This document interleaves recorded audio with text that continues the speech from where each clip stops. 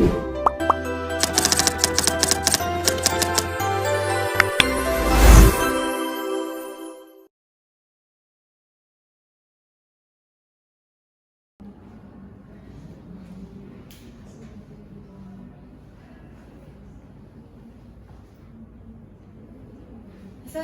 warahmatullahi wabarakatuh. Selamat pagi anak-anak semuanya. Pagi. Bagaimana kabarnya hari ini? Baik. Semoga kalian dalam keadaan sehat dan tetap semangat mengikuti pembelajaran hari ini hingga selesai ya. Sebelum memulai pembelajaran, marilah kita berdoa sesuai agama dan kepercayaan masing-masing. Berdoa mulai. Berdoa selesai. Hari ini saya lihat semuanya sudah masuk dalam kelas ya. Ya, Oke. Ibu izin menampilkan materi pada pagi hari ini.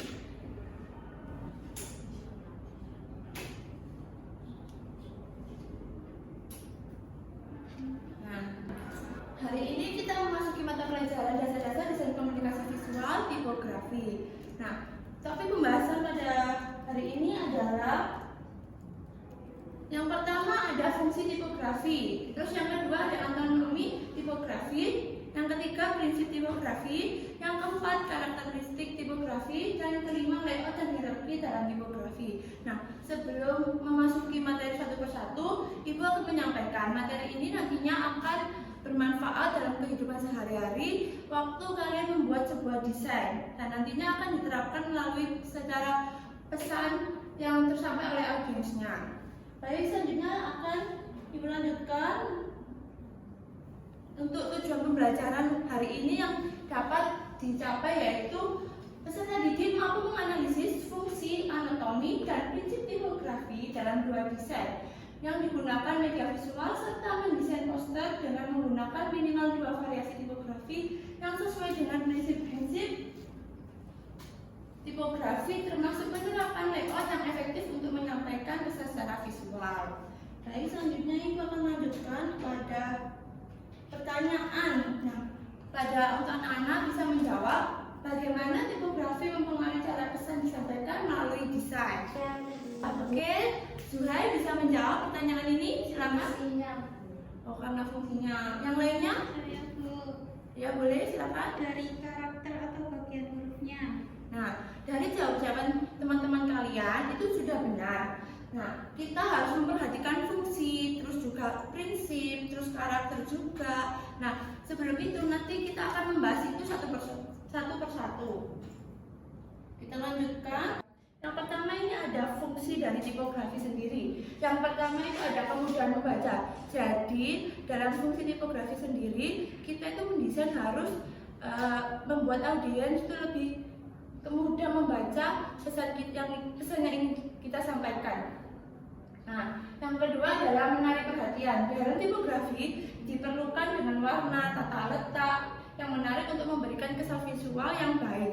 Jadi anak-anak semua dalam membuat desain nantinya akan memperhatikan seperti tata letak atau warna, dan ada nanti jenis atau karakteristik yang lainnya. Yang terakhir ada yang menciptakan keindahan estetika. Jadi susunan huruf yang dirancang dengan baik tidak hanya mudah dibaca, tapi juga memperindah tampilan secara keseluruhan. Jadi kembali lagi, nantinya itu bisa membuat kemudahan dalam membaca dan menarik perhatian audiens yang melihat desain tersebut. Nah, selanjutnya kita memasuki materi mengenai anatomi huruf. Sebelumnya, apa sih anatomi huruf itu?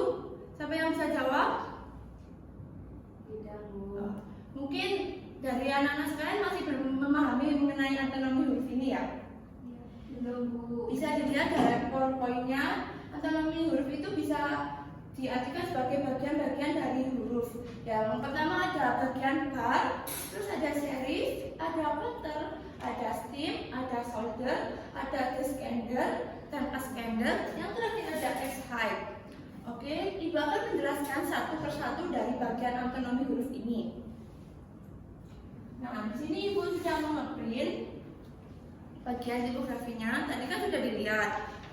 Nah, yang pertama ada bagian anatomi pada bar, di mana bar terletak pada huruf T di atas bagian huruf T ini, yaitu sebuah horizontal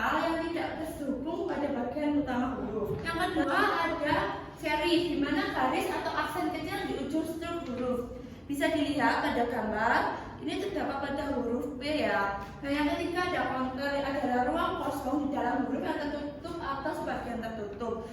Nah, pada bagian ini bisa dilihat pada huruf O, bisa dilihat pada huruf K, A, atau P. Oke, yang keempat adalah huruf stem, adalah garis utama yang lurus secara vertikal atau diagonal pada huruf.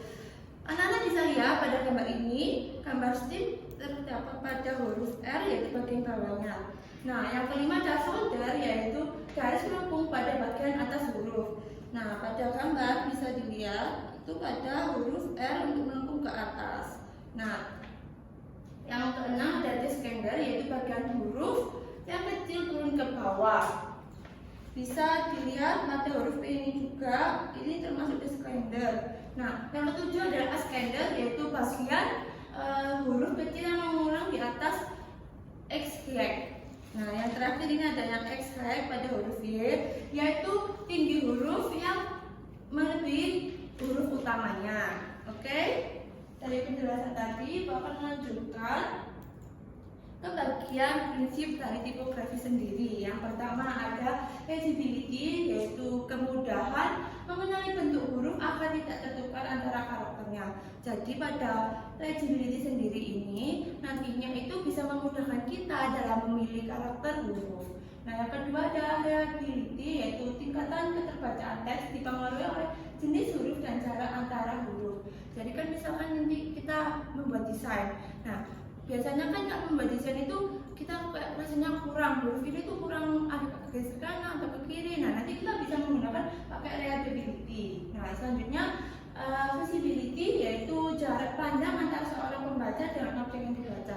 Jadi hurufnya ini bisa kita lihat secara dekat atau jauh. Oke, selanjutnya, nah, mengenai karakter huruf tipografi, di mana yang pertama karakter huruf tipografi itu adalah satu old style, di mana huruf klasik yang abad pada 15 memiliki ciri goresan miring antara rendah dan serif melengkung. Yang kedua adanya modern style, huruf dengan elegan dengan konteks tebal tipis dengan darah garis vertikal. Dan yang ketiga ada flat serif, yaitu huruf tebal kuat dengan serif kotak dan digunakan untuk menarik perhatian. Yang keempat ada sans serif, yaitu huruf tanpa kait, di mana tampil simpel dan modern dibagi menjadi tiga gaya, yaitu konteks kue, kromatik, dan romance.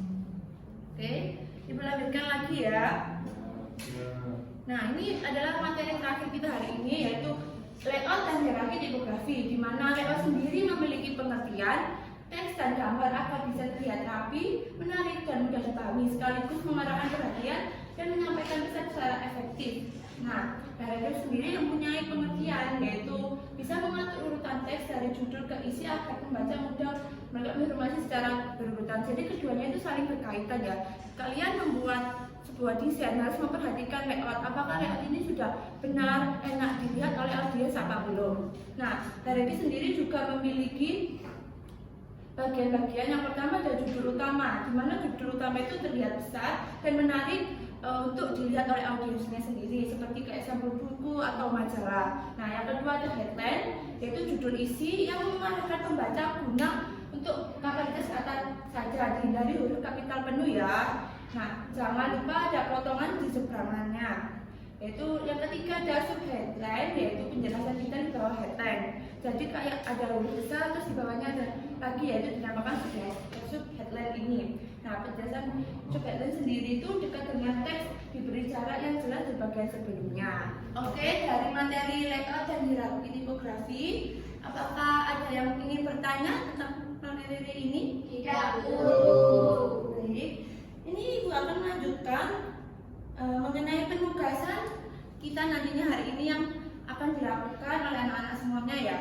Pada layar PowerPoint, yaitu Ibu memberikan penugasan analisis tipografi dalam desain. Nah, tujuan dari tugas ini sendiri nantinya mengukur pemahaman anak-anak mengenai fungsi, anatomi, terus prinsip dan bentuk tipografi dari desain poster. Nah, instruksi tugasnya juga bisa dilihat pada PowerPoint-nya. Yang pertama, kalian itu memilih 2 desain poster. Nah, selanjutnya kalian bisa menganalisis secara satu persatu poster tersebut. Yang pertama kan kalian harus menentukan fungsi huruf tersebut itu apa. Nah, yang kedua ada anatomi huruf, yaitu bagian huruf atau dampak pada desainnya. Nah, yang ketiga ada prinsip tipografinya. Terus yang keempat ada lingkup tipografinya. Mungkin dari penugasan ini ada yang ingin ditanyakan. Jika tidak, mari dikerjakan. Ibu akan memberikan waktu selama 30 menit untuk anak-anak mengerjakan ya. Ya, silakan dikerjakan. Ini ibu akan memberikan kertas terlebih dahulu ya.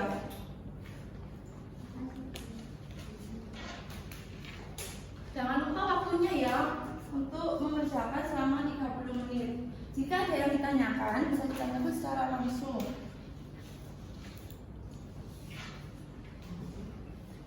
Oke, silakan mengerjakan. Pada kesulitan bisa bertanya ya.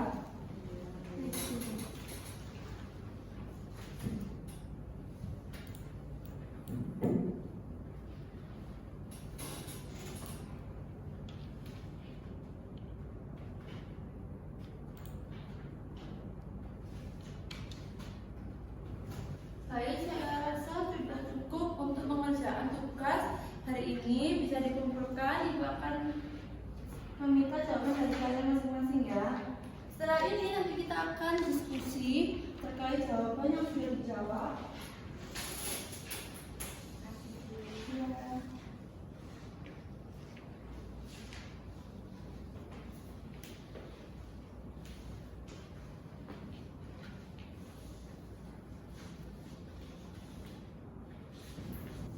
Baik, ibu sudah melihat pengerjaan dari tugas kalian tadi. Hasilnya sudah cukup baik ya, karena kalian sudah memenuhi dari instruksi tugas yang ibu berikan. Kalian sudah memilih 2 desain poster, lalu bisa menganalisis keempat, yaitu ada fungsi, anatomi, prinsip, dan lingkungan tipografi. Jadi ibu akan memberikan umpan balik saja dari jawaban kalian tadi, karena semua sudah hampir benar karena jawaban yang sudah kalian berikan pada ibu ya. Jawaban dari kalian itu sudah menunjukkan fungsi huruf pada desain yang benar. Jadi kalian sudah memberikan alasan yang tepat, dan juga anatomi hurufnya juga sudah sesuai dengan desain-desain yang kalian pilih. Terus juga ada prinsip dan tipografinya. Itu sudah mencakup dari desain poster yang kalian pilih semuanya. Oke, dari sini apakah ada pertanyaan terkait penugasan yang telah ibu berikan dan umpan balik yang kita sudah lakukan? Tidak ada. Baik, kalau tidak ada, ibu akan memberikan penugasan untuk di rumah mengenai praktik lanjutan desain poster dengan variasi tipografi. Ini dikumpulkan pada minggu depan dan ibu akan mengoreksi untuk tugas ini. Yang pertama ada deskripsinya, kalian bisa membuat 2 poster dengan tema pilihan, lalu menggunakan minimal 2 jenis tipografi, bisa serif atau sans serif, serta menerapkan prinsip-prinsip tipografi seperti kontras, spasi, alignment, kerning, atau hierarki. Nah, susunan layout agar pesan bisa tersampaikan secara jelas. Terus angka kerjanya juga bisa kalian lihat. Nanti yang pertama kalian bisa mempelajari materi fungsi dulu yang ibu sudah jelaskan tadi ya. Ada fungsi, anatomi, terus ada prinsip tipografinya juga. Terus lalu kalian membuat 2 desain poster tersebut. Lalu tuliskan analisisnya. Lalu minggu depan bisa kita presentasikan secara bersama dan mengasih umpan balik. Nah, dari penugasan ini adakah yang ingin ditanyakan lagi? Tidak ada. Jika tidak, ibu akan menarik kesimpulan dari pembelajaran hari ini, yaitu kalian kan sudah mempelajari tentang prinsip, terus tentang fungsi, terus ada juga karakter. Nah, nantinya itu akan berguna saat kalian membuat desain. Jadi desain itu harus ada fungsi, terus ada anatomi, ada prinsipnya. Jadi kalian harus ingat dalam membuat desain harus memperhatikan keempat itu tadi ya, yang materi ibu telah sampaikan. Nah, sekian pembelajaran pada hari ini. Mohon maaf bila ibu ada salah kata. Ibu akan tutup pembelajaran hari ini. Assalamualaikum warahmatullahi wabarakatuh.